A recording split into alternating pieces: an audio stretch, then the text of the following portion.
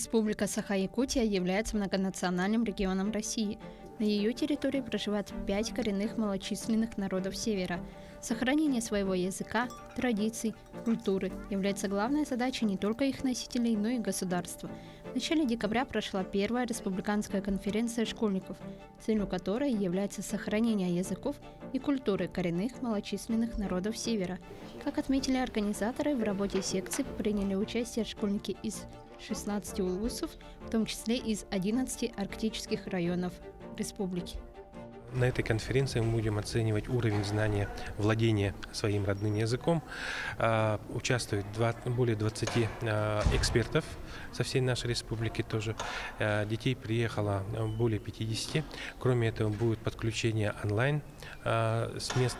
И я думаю, что начало очень хорошее, дети бодрые. И я думаю, что мы хорошо открыли сегодняшний день. Методист эвенского языка из Кобяйского улуса Зоя Степанова выразила надежду на то, что такие мероприятия проводились чаще. Сегодняшнее мероприятие НПК «Будущее Якутии» для нас очень значительное. Впервые в истории это будет на языках коренных малочисленных народов. Например, дети будут выступать каждый на своем языке. Мы на эвенском будем выступать.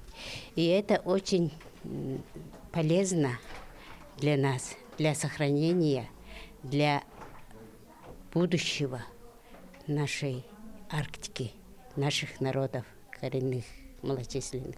Участники презентовали свои доклады на родном языке с переводом на русский. Моя секция это мой родной язык это юкагирский. Я буду рассказывать про растение багульник, о его лечебных свойствах, зачем он нужен и для чего его используют юкагиры. Я приехала на конференцию с докладом о этимологии юкагирских слов по книге Любови Николаевны Деминой, носителя нашего языка, «Солнечный зайчик» книга. Этимология – наука про происхождение слов. Например, у нас на юкагирском есть слово «чамани», это нельма. И это от слова «чомой» – большой, и «анил» – рыба. Чамани получается. Конференция открыла череду мероприятий, посвященных КМНС Арктики. Так уже 11 декабря в Доме дружбы народов имени Алексея Елисеевича Кулаковского открыли выставку, посвященную Дню Ассоциации коренных малочисленных народов Севера Якутии, которую отметили 12 декабря. 46 мастеров из 16 районов Якутии и столицы представили одежду, выполненную как в традиционном для своего народа стиле, так и в современном исполнении, учитывая свои традиции. Кроме этого, выставку украшали аксессуары из ровдуги и бисера, сувениры из кости и рога. Умелица Елена Тарабукина приехала из Среднеколымского улуса. Она представила национальную одежду, сделанную своими руками. Шапка двусторонняя. Одна сторона сшита из выделанных беличьих шкурок, а внутренняя из шкурки пыжика, олененка. Шапка очень теплая, поэтому, когда человек отправляется в долгую дорогу, ее края защищают от ветра и холода. Свои работы показала Ирина Павлова, приехавшая в Якутск из Нижнеколымского района. Мастерица сама шьет обувь, рукавицы и меховые шапки для всей семьи, передающиеся традиционно из поколения в поколение. Это большая шапка моя, а вот эта маленькая шила в 1987 году для средней дочери Валентины. И после нее вот эту маленькую шапочку одевали сестренка, младший братик, и теперь одевает внучки. И до того, если человек хорошо сохранит как надо эту меховую одежду, то можно одевать годами. В рамках выставки прошел республиканский конкурс головных уборов коренных малочисленных народов Севера. Одной из целей смотра работ является открытие новых имен талантливых мастеров. В этом году впервые принимают участие мастерицы и учащиеся школ из арктических улусов Якутии. Такие мероприятия нужны, чтобы мы могли показать, что наши народы умеют делать, мастерицы наши, и чтобы показать традиционное и современное, потому что все-таки молодежь у нас более современное тоже любит, развивается и применяет вот эти все этнические традиционные узоры в своих современных одеждах и так далее. Но это очень отрадно. Ну и самая главная задача, мы должны сохранить нашу культуру, язык, чтобы наши народы сохранились. Эстафету подхватил конкурс «Фестиваль творчества коренных малочисленных народов Севера. Эхо тундры и тайги-2023». Прошел под девизом «Вместе мы Россия». В фестивале приняли участие коллективы и сольные исполнители как из улусов республики, так и из других регионов Дальнего Востока. Исполнители должны были исполнить по 2 песни, одна из которых на родном языке. Целью является сохранение и развитие традиций культуры многонационального народа Российской Федерации. В этом году у нас принимает участие свыше 60 человек. Мы этому очень рады. Ну, конечно, 50% у нас мы смотрим дистанционно, потому что из Верхней Колымы и Колымы очень трудно приехать. Транспортная дорожная карта очень тяжеловата, конечно. Но мы их смотрим дистанционно. И жюри очень щепетильно рассматривает каждого. И мы понимаем, учитываем все эти сложные факторы. Представительница творческого коллектива из Республики Бурятия Майя Черепанова представила на конкурс 2 песни. Первые 2 куплета исполнительница исполнила на родном эвенкийском языке. 3-й куплет девушка спела на русском языке. Ранее принимали участие в этом конкурсе в заочном формате, то есть тоже занимали какие-то определенные места. В Бурятии у нас существует песенно-творческий коллектив «Гулувун» при Эвенкийском центре «Арун», то есть у меня есть свой ансамбль, но на данный конкурс я приехала одна. Надеюсь, что достойно представлю нашу республику.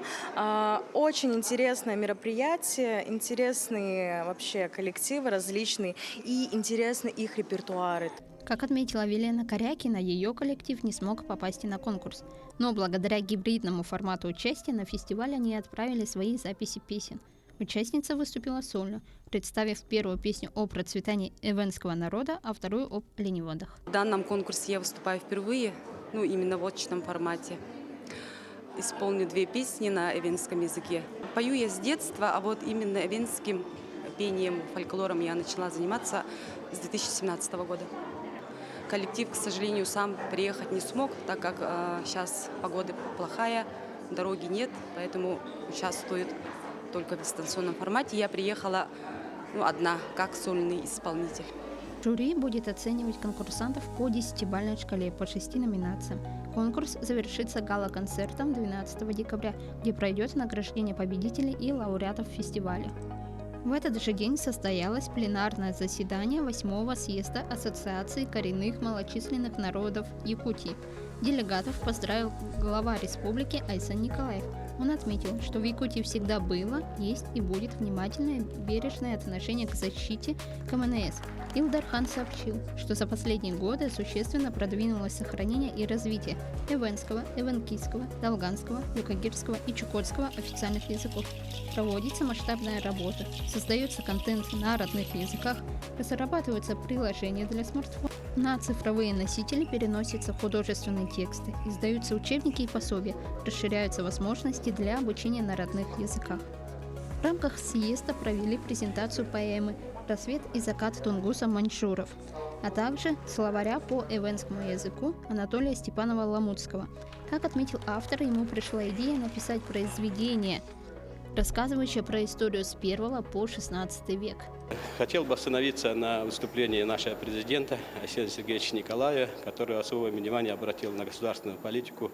Он указал необходимость содействия партнерства промышленности и коренных народов, малочисленных народов, подписания соглашений.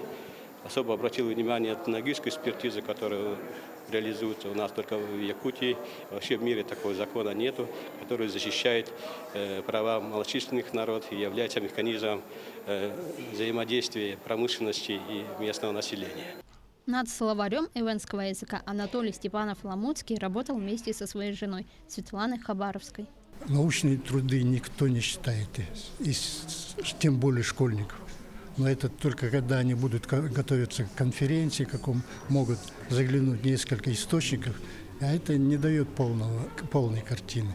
А на Дальнем Востоке это были 12 государственных образований, 2 больших королевства или империи. В рамках съезда презентовали поэму, написанную на русском и эвенских языках, так как одной из задач государства является сохранение традиций и языков коренных малочисленных народов Севера.